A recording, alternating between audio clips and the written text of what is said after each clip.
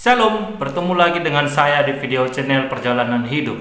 Saudara yang terkasih dalam nama Tuhan Yesus Kristus, ada satu dosa yang tidak dapat diampuni, baik dalam kehidupan ini maupun dalam kehidupan yang akan datang atau kehidupan setelah kematian manusia. Dosa apakah itu? Mari kita baca dalam kitab Matius pasal 12 ayat 31 sampai ayat yang ke-32. Matius 12 ayat 31, sebab itu aku berkata kepadamu, segala dosa dan hujat manusia akan diampuni, tetapi hujat terhadap Roh Kudus tidak akan diampuni. Apabila seorang mengucapkan sesuatu menentang anak manusia, ia akan diampuni, tetapi jika ia menentang Roh Kudus, ia tidak akan diampuni di dunia ini tidak, dan di dunia yang akan datang pun tidak. Nah, jelas di sana Tuhan Yesus Kristus berkata, dosa penghinaan, dosa hujat terhadap anak manusia atau terhadap Yesus Kristus itu bisa diampuni. Tetapi dosa menghujat atau menghina Roh Kudus itu tidak bisa diampuni. Jadi seperti apakah yang dikatakan dosa menghujat Roh Kudus ini? Dosa yang tidak bisa diampuni. Jadi kalau kita melihat ayat di atasnya, kenapa Tuhan Yesus Kristus berkata demikian? Karena pada saat itu Tuhan Yesus Kristus sedang melakukan pengusiran setan. Ya, Tuhan Yesus Kristus sedang menyembuhkan orang yang kerasukan setan, dan orang-orang Farisi pada saat itu melihatnya dengan penuh iri, dengan penuh kedengkian. Dan karena rasa iri dan rasa dengki orang-orang Farisi dan ahli-ahli Taurat ini, maka mereka mengatakan bahwa Tuhan Yesus Kristus mengusir setan dengan kuasa setan, atau mengusir setan dengan kuasa Beelzebul, yang mana Beelzebul itu adalah penghulu setan. Jadi inilah yang dinamakan dengan menghujat Roh Kudus. Orang Farisi menyamakan kuasa Roh Kudus dengan kuasa setan. Karena Tuhan Yesus Kristus mengusir setan dengan kuasa Roh Kudus. Tetapi orang Farisi karena keiriannya, karena kedengkiannya, karena kebebalan hatinya, mengatakan bahwa Tuhan Yesus Kristus mengusir setan dengan kuasa setan. Inilah dinamakan dengan dosa menghujat Roh Kudus. Jadi saudaraku terkasih dalam nama Tuhan Yesus Kristus, dalam kehidupan kita sekarang, seperti apakah contoh menghujat Roh Kudus ini? Ya, kita tahu banyak pendeta-pendeta yang melakukan kuasa-kuasa penyembuhan, melakukan KKR mujizat, di mana orang-orang sakit, orang-orang yang kerasukan setan disembuhkan oleh kuasa Roh Kudus. Tapi ada saja orang-orang yang mengatakan bahwa itu semua adalah kuasa setan. Masih ada sampai detik ini, seperti yang dilakukan oleh orang-orang Farisi. Mereka tidak percaya bahwa orang-orang yang sakit itu disembuhkan oleh kuasa Roh Kudus di dalam nama Tuhan Yesus Kristus. Mereka selalu menghujat. Jadi inilah yang dinamakan dosa menghujat Roh Kudus. Dosa di mana mereka tidak pernah percaya apa keajaiban, apa mukjizat yang mereka lihat dengan mata mereka sendiri. Mereka tidak pernah percaya. Jadi ketika ada orang menghina Yesus Kristus, itu masih bisa diampuni kalau dia memang tidak percaya bahwa Yesus Kristus itu adalah Tuhan, Yesus Kristus itu adalah Allah. Tapi beda konteksnya dengan orang-orang yang sudah percaya namun menghina Yesus Kristus. Ini juga disebut dengan dosa menghujat Roh Kudus. Ya, kita banyak melihat konten-konten di media sosial ini, di mana dia dulu mengaku seorang pendeta, dia dulu mengaku orang Kristen, dia dulu mengaku pengikut Kristus, tapi sekarang dia murtad, dia menolak Yesus Kristus, bahkan dia menghujat, menjelek-jelekkan Yesus Kristus. Ini juga disebut dengan dosa menghujat Roh Kudus. Ya. Ketika ada orang yang menolak Yesus Kristus adalah Allah, dia sudah menghujat Roh Kudus. Kenapa? Karena tidak ada seorang pun yang bisa mengakui Yesus itu adalah Allah.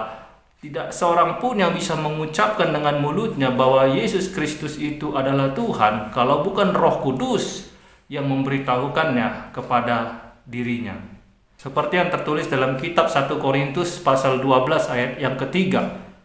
Di sana jelas dikatakan bahwa orang-orang tidak akan dapat mengakui Yesus adalah Allah kalau bukan Roh Kudus itu yang berbicara kepadanya. Mari kita baca. 1 Korintus pasal 12 ayat 3. Karena itu aku mau meyakinkan kamu bahwa tidak ada seorang pun yang berkata-kata oleh Roh Allah dapat berkata, terkutuklah Yesus. Dan tidak ada seorang pun yang dapat mengaku Yesus adalah Tuhan selain oleh Roh Kudus. Jadi saudaraku terkasih dalam nama Tuhan Yesus Kristus, ketika engkau sudah percaya bahwa Yesus Kristus adalah Allah, itu bukan karena kemampuanmu, itu bukan karena kepintaranmu, itu bukan karena pengetahuanmu, tapi itu semua karena karya Roh Kudus. Karena Roh Kuduslah yang memberitahukannya kepadamu sehingga kau percaya bahwa Yesus Kristus itu adalah Allah. Apabila suatu saat kau murtad oleh karena alasan ekonomi, oleh karena alasan jabatan, tahta, wanita, atau pasangan hidup, atau yang lain-lain, kau menolak Yesus Kristus yang adalah Allah, Juru Selamat yang telah menebus dosa-dosamu, di situ dikatakan kau telah menghujat Roh Kudus. Itu dia. Jadi ketika ada orang-orang yang dulu mengaku Kristen, ada orang-orang yang dulu mengaku dia seorang pendeta, pernah sekolah tinggi teologi kekristenan, bahkan sampai ke luar negeri dia belajar Alkitab, belajar kekristenan, dan akhirnya dia sekarang malah menghina Yesus, memaki Yesus, menjelek-jelekkan Yesus, maka itu juga disebut dengan dosa menghujat Roh Kudus. Kenapa? Karena dia menyangkal apa yang telah Roh Kudus sampaikan kepadanya. Dia menyangkal apa yang telah dikatakan oleh Roh Kudus melalui pikiran dan hatinya. Itu juga disebut dengan dosa menghujat Roh Kudus. Jadi kalau ada orang-orang yang mengatakan, apakah aku sudah menghujat Roh Kudus? Itu bisa dipastikan bahwa Anda belum menghujat Roh Kudus. Karena orang-orang yang telah menghujat Roh Kudus, dia tidak akan sadar bahwa dia telah berdosa.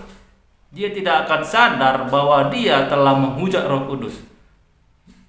Karena orang-orang yang menghujat Roh Kudus itu merasa benar.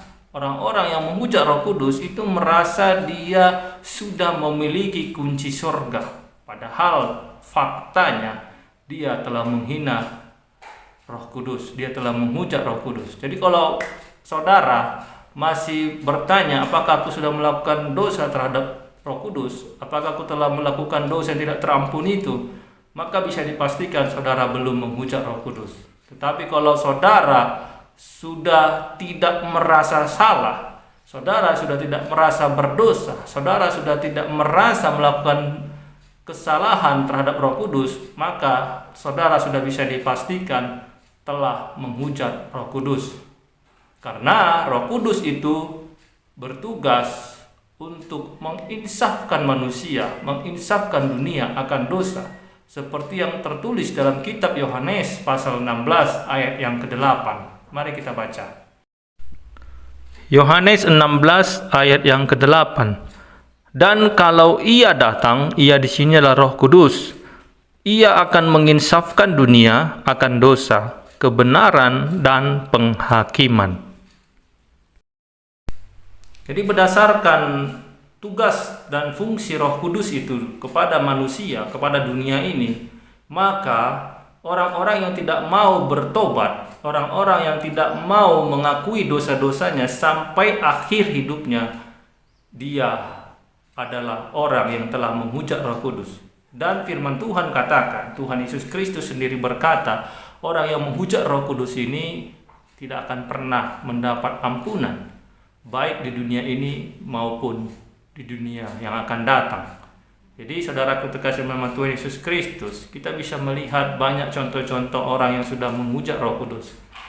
Bahkan baru-baru ini ada seorang yang baru saja meninggal, di mana pengikutnya sangat banyak sekali. Dia mengaku dia adalah mantan pendeta, dia mengaku pernah menjadi ketua dari sekolah tinggi teologi, walaupun faktanya tidak pernah ada. Orang ini bisa dikatakan sebagai orang yang menghujat Roh Kudus. Kenapa? Karena setelah dia meninggalkan Yesus Kristus, sampai detik dia meninggal dunia, dia selalu menghujat Yesus. Dia selalu menjelek-jelekkan Yesus Kristus. Inilah contoh dari orang yang menghujat Roh Kudus. Jadi bukan itu saja saudara. Orang-orang yang tidak pernah mau bertobat dari dosa-dosanya, seperti yang tertulis dalam kitab Yohanes pasal 16 ayat ke-8 tadi, di mana Roh Kudus itu bertugas untuk menginsafkan dunia akan dosa.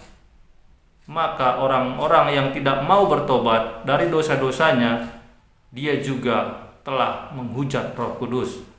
Jadi orang-orang yang selalu melakukan kejahatan di sepanjang hidupnya, sampai dia meninggal dunia, dia tidak akan pernah diampuni. Ya, mari kita lihat contoh penjahat yang disalibkan di sebelah kanan Yesus. Sepanjang hidupnya dia berbuat dosa. Sepanjang hidupnya dia berbuat kejahatan. Tetapi ketika di hari dia akan meninggal, yaitu pada saat disalibkan bersama Yesus Kristus, dia bertobat. Apa kata Yesus? Hari ini juga engkau ada bersama-sama dengan aku di Firdaus. Berbeda dengan penjahat yang di sebelah kirinya. Bahkan sampai detik dia nanti mati, dia tetap menghina Yesus. Maka orang ini juga dikatakan telah melakukan dosa terhadap Roh Kudus. Dosa menghujat Roh Kudus, dosa yang tidak bisa diampuni. Jadi paham ya saudara, seperti apa dosa-dosa yang dikatakan menghujat Roh Kudus ini. Bukan hanya orang yang murtad dari kekristenan, bukan hanya orang yang menghina Yesus, tetapi orang yang juga masih Kristen, bahkan dia masih melayani, tapi dia tetap melakukan dosa, itu juga dikatakan dosa menghujat Roh Kudus. Ya, dia seorang pendeta misalkan, tapi dia tetap melakukan zina. Sampai dia mati, dia tidak bertobat dari perzinahannya, maka dia dikatakan berdosa terhadap hujat Roh Kudus. Kenapa? Karena dia sudah tahu kebenaran, dia tahu firman bahwa berzina itu adalah dosa, tapi dia tetap melakukannya. Demikian juga kepada orang-orang Kristen. Dia sudah tahu korupsi itu berdosa, tetapi dia selalu melakukan korupsi. Itu juga dikatakan dosa terhadap Roh Kudus. Kenapa? Karena ketika dia melakukan korupsi, dalam hatinya pasti ada suara yang berkata, jangan korupsi, karena itu adalah kesalahan. Karena korupsi itu adalah dosa, tapi dia tetap melakukan korupsi, maka itu juga dikatakan dosa hujat terhadap Roh Kudus. Ya, jadi ada dua bagian besar apa yang dikatakan dosa menghujat Roh Kudus. Yang pertama adalah ketika orang-orang yang sudah mengerti kebenaran, yang sudah mengetahui firman bahwa segala sesuatu mukjizat yang dilakukan di dunia ini itu adalah atas kuasa Roh Kudus, tapi dia menolak dan mengatakan bahwa mukjizat itu berasal dari setan, maka itu dikatakan dosa menghujat Roh Kudus, seperti dilakukan oleh orang-orang Farisi dan ahli Taurat. Mereka tahu bahwa Yesus Kristus adalah Mesias. Mereka tahu bahwa Yesus Kristus adalah penggenapan dari nubuat para nabi, tapi mereka tetap menolak, bahkan menghinanya, bahkan mengata-ngatai pekerjaan Roh Kudus, di mana yang mengusir setan itu menggunakan kuasa Roh Kudus, tapi orang Farisi dan orang ahli Taurat ini mengatakan bahwa Yesus menggunakan kuasa setan atau Beelzebul. Inilah yang disebut dengan dosa hujat terhadap Roh Kudus. Jadi berhati-hatilah saudara, ketika saudara sudah percaya kepada Yesus Kristus. Jangan karena ada iri dengki kepada seorang pendeta, lalu Anda mengatakan bahwa pendeta itu melakukan kuasa kesembuhan dengan kuasa setan, maka itu bisa dipastikan Anda telah menghujat Roh Kudus. Karena tidak ada kesembuhan yang dilakukan oleh setan ketika diucapkan dengan nama Yesus Kristus.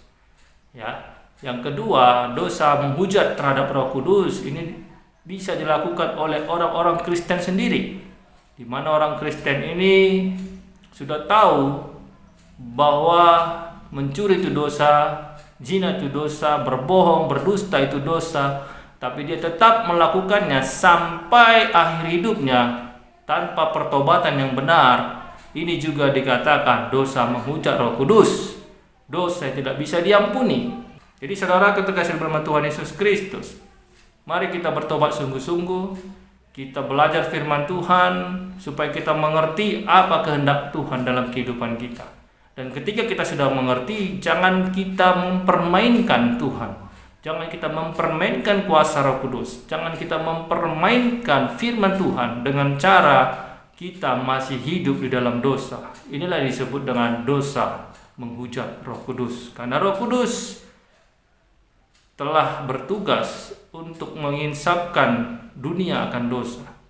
Jadi orang-orang yang bertobat sungguh-sungguh sebelum dia meninggal, maka dia akan mendapat ampunan walaupun dia memiliki kejahatan yang sangat berat sebelumnya, tetapi ketika dia bertobat sungguh-sungguh, dia mendapat ampunan. Berbeda dengan orang-orang Kristen yang selalu melayani di mimbar gereja, berkhotbah, menjadi singer, menjadi WL, tetapi hidupnya selalu bergelimang dengan dosa.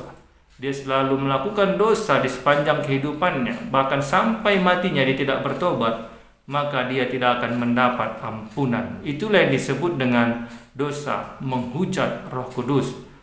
Dan ketika orang sudah menghujat Roh Kudus, tanda-tandanya adalah dia merasa benar.